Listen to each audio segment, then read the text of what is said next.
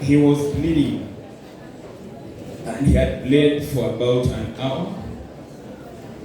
Imagine bleeding for almost 1 hour.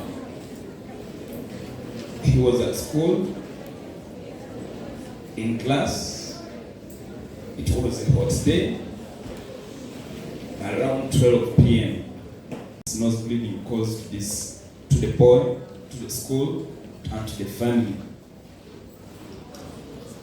What can we do if someone gets a nosebleed? And what normally causes a nosebleed or someone to bleed from the nose? Number one is hot air. Nose bleeding is common when we're having, when it is a dry season. In times of the 1980s, there were experiments that were very weird. I've heard of people called like Hitler, Napoleon. Those ones who are doing histories. There's some history, don't tell you. We had great scientists during that time, and they did very weird experiments. Have you ever asked yourself, how did they find out that you cannot survive at a given temperature? There's a group called the Nazi group, something like that. They could get a Jew, you know Jews? You have heard of Jews.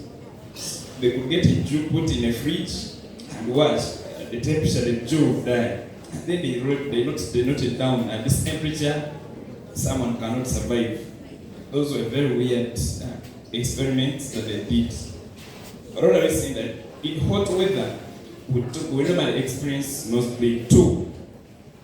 If you move to high altitudes, not like we are young people, we like touring.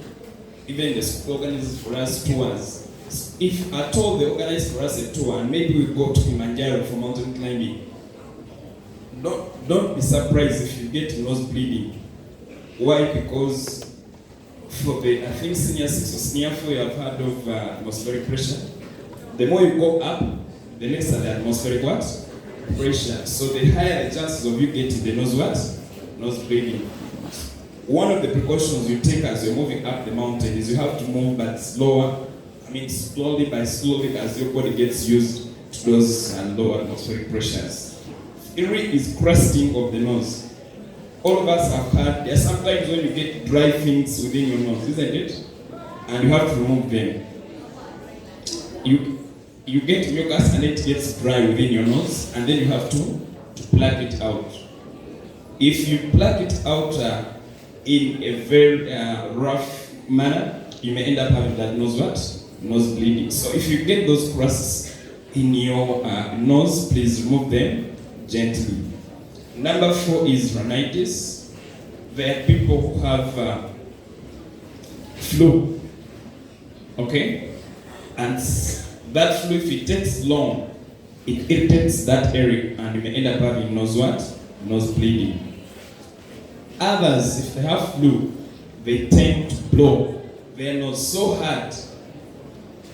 My dear, if you have flu, no matter how hard you blow your nose, it will not heal. The blowing hard does not heal the flu. So be gentle when you're blowing. Blow your nose, but blow it gently, or may end up having the nose bleeding. Number 4 is there are drugs that we give in hospital. If your parent or if your relative has ever gotten a stroke, we normally give them drugs that prevent blood from clotting. So they make that. Number 4 is people who use drugs, either injectables, cocaine, and these others. They increase the chances of having bleeding in different areas, including nose what? Nose bleeding. Number 5 is bleeding disorders.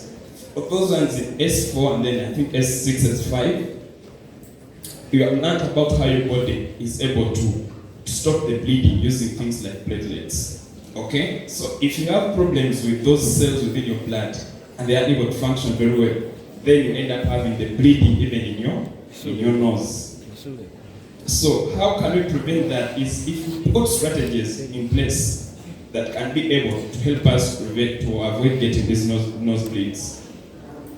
I attended some karate lessons some time back, And one of they used to teach you where to punch, how to punch, when to punch, how to protect yourself. One of the areas was it's called the little's area, the soft part of the nose. You know, the nose has the hard part up, and it has the soft part, the soft part. So one of the places to punch is that soft part because it is very delicate and can easily bleed. And once someone bleeds, he loses focus. If he sees blood, he loses what? Avoid getting involved in risky behaviors like kickboxing, fights, and all these other things. The gist of the matter today is, if I get a nosebleed, like how this boy got a nosebleed, what can I do? What's your name?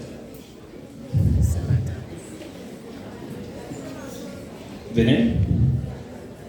Elijah. Yes, Elijah. So Elijah is my client, or he has come in and he has a nosebleed. Or you're in class, someone begins doing what? Bleeding. What should I do? Number one is make him sit where? Sit down. Okay? Okay? Are we together? Let him sit down. You lean forward what? A little like that. And with your head a little bit bent down, okay? Number three is hold the nose, the soft part of the nose yourself. So you hold the soft part of the nose and you press it hard. Don't massage. Press it hard. Close it so that you're not breathing through the what? The nose. You press it hard for 5 minutes. Yes. If you want life, you do. If you don't want, leave. But the principle is press it for how many minutes? 5 to 10 minutes. And as you're pressing it, you cannot breathe through that what? That nose, isn't it? So you breathe through the mouth. So we are saying sit down, bend forward, press your what? Your nose for how many minutes? 5 to 10 minutes. While you're breathing through your mouth.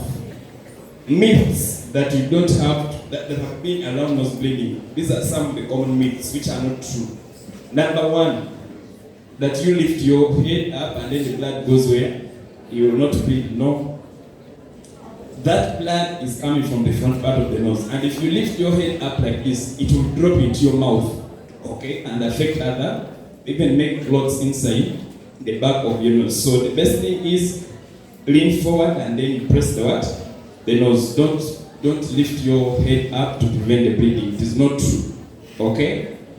Others, some people normally get cuts and then they tell you, please swallow your blood. Please, no matter how much blood you swallow, it will not get back into you.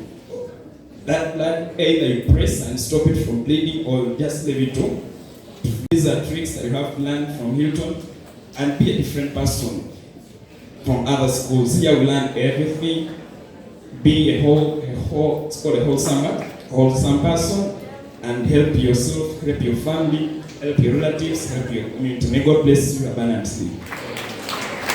At this time, I will invite our dear director to take us through our next session.